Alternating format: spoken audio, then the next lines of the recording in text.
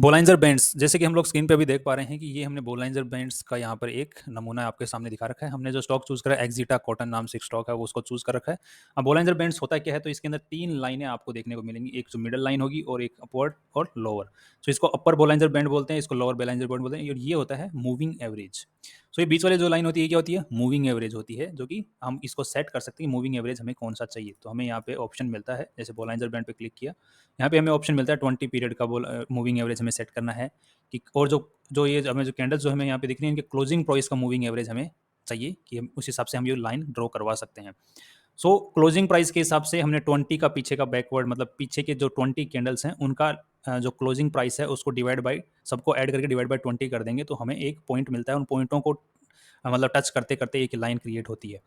तो ये line create होती है, तो इसी के बाद में हम एक स्टैंडर्ड डेविएशन एक फॉर्मूला होता है जो कि हमने मैथमेटिक्स में छोटे में पढ़ा था, उसके +2 और -2 स्टैंडर्ड डेविएशन को हमने यूज करके यहाँ पे अपर पॉइंट और लोअर जो लाइन है इन दोनों को ड्रॉ करवाते हैं। इसके बेसिस के ऊपर हम ट्रेडिंग करते हैं। तो यही बोलाइंजर बैंड है। सो इसके अंदर क्या हुआ, मूविंग एवरेज के बेसिस के ऊपर ये बीच वाली लाइन क्रिएट होती है और इसी लाइन के बेसिस के ऊपर स्टैंडर्ड डेविएशन हम +2 और -2 का यूज करके ये दो लाइनें और क्रिएट करवाते हैं ऊपर और नीचे। ये स्टैंडर्ड डेविएशन जो लाइन होता है ये डिपेंड करता है वॉलेटिलिटी के ऊपर और कंपनी जो स्टॉक है उसके मूवमेंट के ऊपर। अगर स्टॉक का मूवमेंट बहुत ज़्यादा इमीडिएट है, ज़्यादा है, तो ये बोलेंजर बैंड उतना ही बड़ा होता चला जाता है। सो इसके बेसिस के ऊपर ट्रेडिंग कैसे होती है, काफ़ी लोग इसके बेसिस पे ट्रेडिंग करते हैं। इसका मतलब क्या होता है कि कोई भी स्टॉक जब अपर बोलाइंजर बैंड को अगर टच करता है, इसका मतलब वो ज़्यादा चांसेस हैं कि वो नीचे आएगा और नीचे वाले बोलाइंजर बैंड को टच करके वापस ऊपर जाएगा। तो इसी टाइप से लोग ट्रेडिंग करते हैं। जैसे यहाँ पे इसने लोअर बोलाइंजर बैंड को टच किया, उसके बाद में इसने ऊपर जाना स्टार्ट किया। अब यहाँ पर बोलाइंजर बैंड का दूसरा जो मेन काम होता है वो क्या होता है कि इसका जो मिडल जो ये लाइन है जो कि मूविंग एवरेज लाइन है, इसको टच करता है कोई भी स्टॉक तो हमें एज ए स्टॉप लॉस का काम करता है, मतलब स्टॉप लॉस को शिफ्टिंग में काम आता है। तो बोलाइंजर बैंड को बहुत सारे लोग स्टॉप लॉस शिफ्टिंग के बेसिस पे भी काम में लेते हैं कि अगर इस मूविंग एवरेज को टच करेगा कोई स्टॉक ऊपर जाता हुआ, अगर नीचे आने की, तो उसका चांसेस है कि वो नीचे जाएगा नीचे वाले बोलाइंजर बैंड को टच करने के लिए।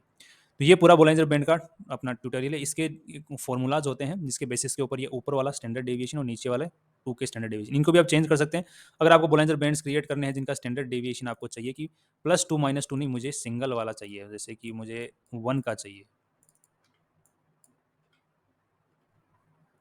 तो मैं यहाँ पे 1 का क्रिएट करवा लूँगा। ये लीजिए 1 का स्टैंडर्ड डेविएशन का हो गया। अब यहाँ पर आपको जो मूवमेंट रहेगा वो इतना ज़्यादा ज़्यादा बड़ा मूवमेंट के हिसाब से ज़्यादा बड़ा बैंड नहीं बनेगा।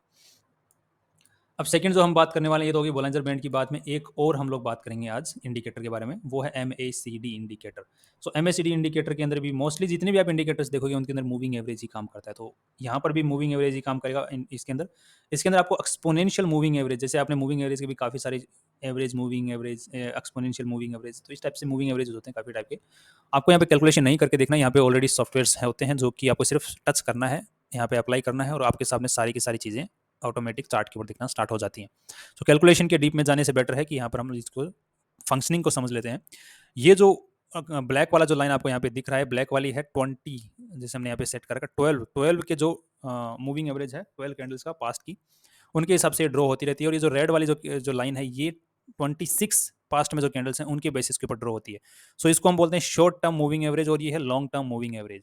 तो इसका सिंपल फंडा है कि जो शॉर्ट टर्म मूविंग एवरेज है ये अगर लॉन्ग टर्म मूविंग एवरेज को अपवर्ड साइड में क्रॉस करेगी तो ये बाइंग बनता है, और लोअर शार्ट अगर ऊपर की साइड में है तो, और नीचे की साइड में क्रॉस करेगी तो यहाँ पर सेलिंग बनती है, प्रॉफिट बुकिंग बनती है।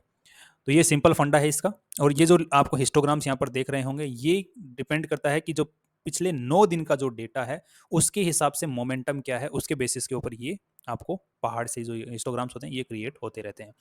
ये हिस्टोग्राम्स नीचे की साइड में क्रिएट होना स्टार्ट हो जाएंगे जब ये ब्लैक लाइन रेड को नीचे की साइड में क्रॉस करेगी। ये हिस्टोग्राम्स स्ट्रेट लाइन के ऊपर की साइड क्रिएट होना स्टार्ट हो जाएंगे जब ये ब्लैक लाइन जो है रेड लाइन के क्रॉस करके ऊपर की साइड जाना स्टार्ट करेगी।